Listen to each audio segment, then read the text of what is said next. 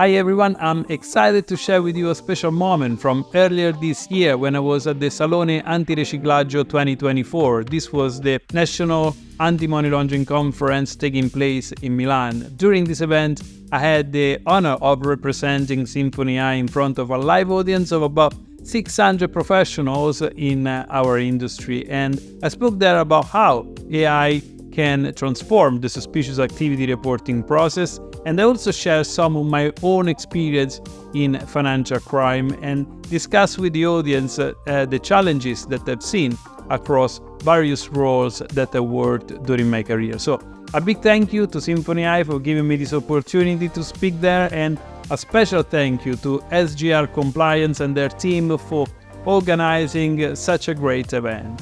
The video you're about to watch is in Italian, but I've added English subtitles to make sure that everyone can follow along.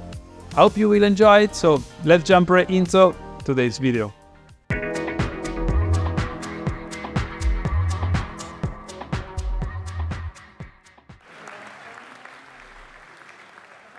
Grazie a tutti voi per essere qui oggi. Sono un italiano che vive all'estero da 25 anni, nonostante gli anni passati fuori, l'amore per la nazione e per la cucina italiana ovviamente non mi hanno mai abbandonato. Sono particolarmente entusiasta di poter condividere con voi la mia esperienza in un contesto italiano finalmente dopo tanto tempo. Non sono qui a parlare di cucina, ma di un argomento altrettanto interessante per chi opera nel nostro settore. Oggi voglio parlarvi di come l'intelligenza artificiale generativa può migliorare i processi che confluiscono nella generazione di segnalazioni di operazioni sospette, e allo stesso tempo come questo tipo di tecnologia farà nuovamente appassionare del proprio lavoro migliaia di persone che operano nel settore di antiriciclaggio e compliance. Sono arrivato dalla Symphony Eye, dalla sede londinese della Symphony Eye. Siamo un'azienda con sede centrale nella Silicon Valley in Palo Alto, California, e operiamo da oltre 20 anni in tutto il mondo, con oltre 200 istituzioni finanziarie che utilizzano i nostri sistemi di antiriciclaggio per AML Transaction Monitoring, sanzioni economiche, siti di KYC e frode, tra cui alcune delle realtà bancarie più importanti proprio qui nel mercato italiano. Volevo chiedere se doveste pensare a un momento della vostra carriera dove avete sentito quel senso di gioia perché stavate per compiere qualcosa di significativo non solo per voi ma anche per la comunità intorno a voi, a quale momento vi riporta quel pensiero?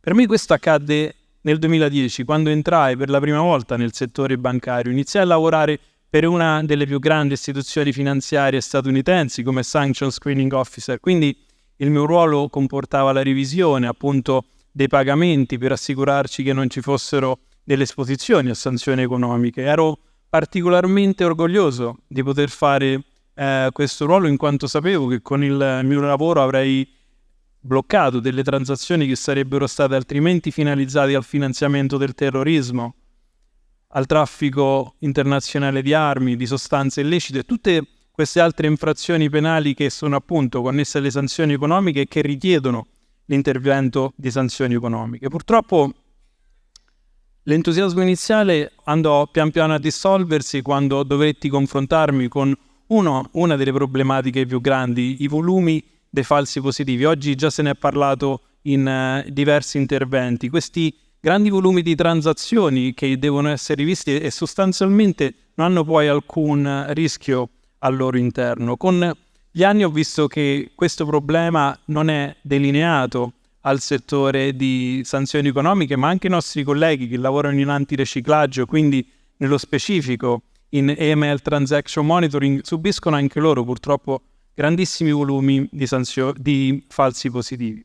E per chi non avesse lavorato in passato in sanzioni economiche, i volumi a cui mi riferisco sono tra i 400 e le 600 transazioni giornalmente che vengono riviste da chi come me operava in questo tipo di ruolo. Purtroppo con gli anni questi volumi non sono diminuiti, anzi in seguito ai cambiamenti geopolitici che abbiamo visto nell'ultimo ventennio, forse sono rimasti inalterati o addirittura aumentati per alcune delle istituzioni finanziarie. Quindi parliamo di volumi intorno al 90 fino al 99% per alcuni casi, che stavano letteralmente erodendo la mia passione, che inizialmente era particolarmente forte per quel lavoro. Ho lavorato in financial crime per oltre 20 anni fino ad oggi, e un'altra esperienza che volevo riportare come esempio è nel settore di intelligence e investigation. In questo campo il problema si spostò dalla capacità di gestire tutti questi grandi volumi di falsi positivi a come poter collegare i punti chiave quando andiamo a sviluppare le investigazioni più complesse, sia questo in antiriciclaggio o per investigazioni interne all'azienda.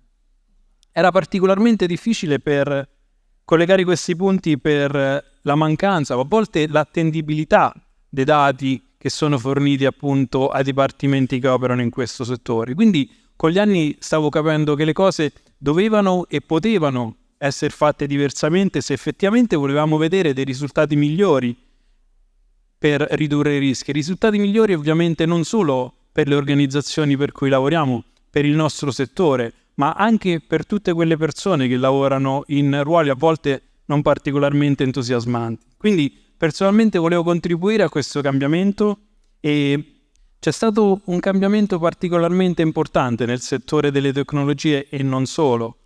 Nel 2022 c'è stato l'arrivo di ChatGPT. OpenAI è stata la prima organizzazione al mondo a raggiungere 1 milione di utenti attivi solo dopo 5 giorni dal lancio del loro sistema, per poi rompere un altro record: 100 milioni di utilizzatori solo dopo i primi 2 mesi dal loro arrivo. Quindi abbiamo visto che con l'arrivo di appunto questo tipo di tecnologie tramite OpenAI e ChatGPT, già oggi l'intelligenza artificiale è nelle case di tutti noi. Dal 2025 oltre 100 milioni di persone in tutto il mondo lavoreranno con l'intelligenza artificiale. Ora è nelle case di tutti e sappiamo che sta avendo dei cambiamenti, e saranno dei cambiamenti molto significativi per tantissimi settori. C'è qui nella slide un'analisi fatta recentemente dall'Accenture, dove possiamo vedere quali sono i settori che verranno dominati prevalentemente da questo tipo di tecnologie nel breve e medio termine. C'è però un settore che è rimasto intatto e anzi sta addirittura prosperando a causa di questo tipo di tecnologie. E mi riferisco al settore del financial crime, quindi il vasto e nascosto mondo del crimine finanziario che esiste all'interno del nostro sistema bancario e del nostro sistema monetario. I criminali sanno adattarsi molto rapidamente alle nuove tecnologie. Se anche noi non sappiamo adattarci altrettanto velocemente, sarà sempre più difficile aumentare l'efficienza e quindi ridurre i grandi volumi che sappiamo associati al riciclaggio dei fondi.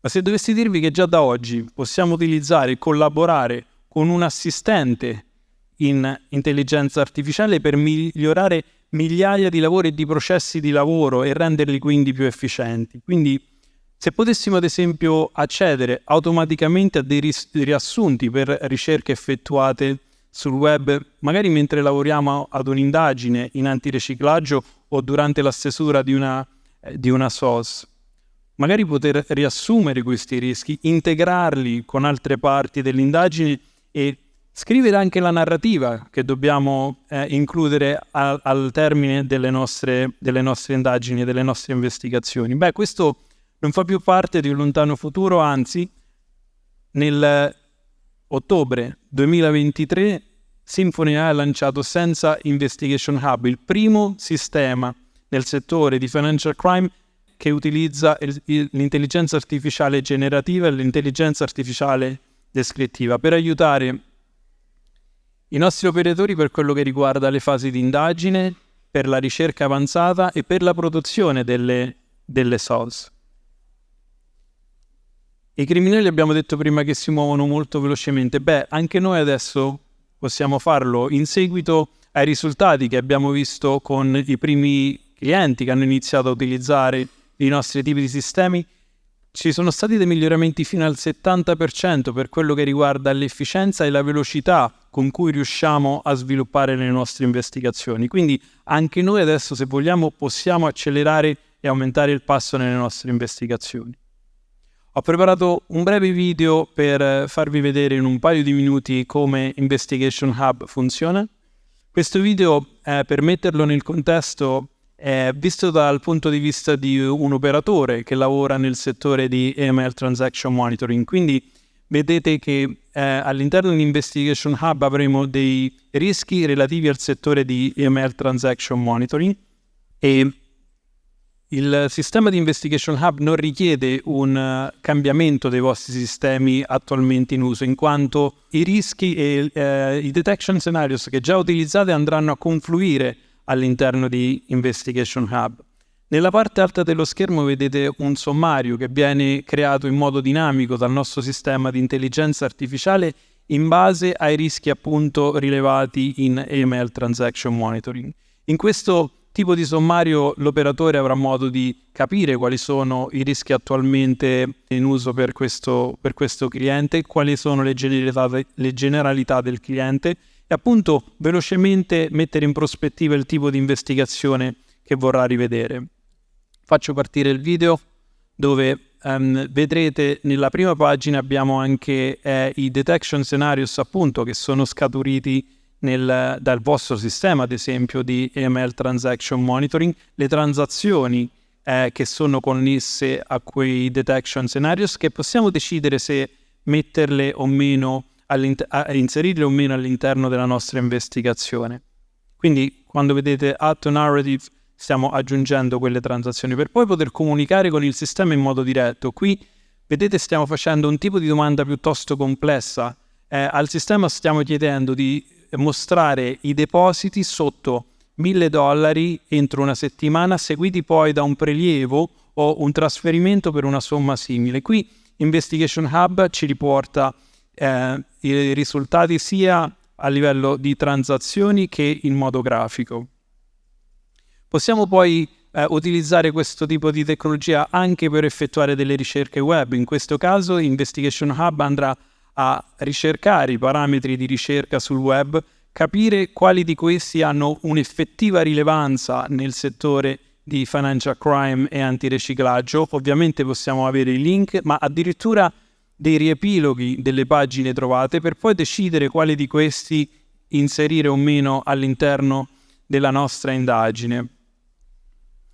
E infine poter generare la narrativa che vogliamo includere all'interno della nostra investigazione. Investigation Hub in tutte le fasi che abbiamo seguito della nostra indagine ha controllato esattamente quello che facevamo e come vedete adesso sta scrivendo in italiano una narrativa per l'investigazione che è stata sviluppata.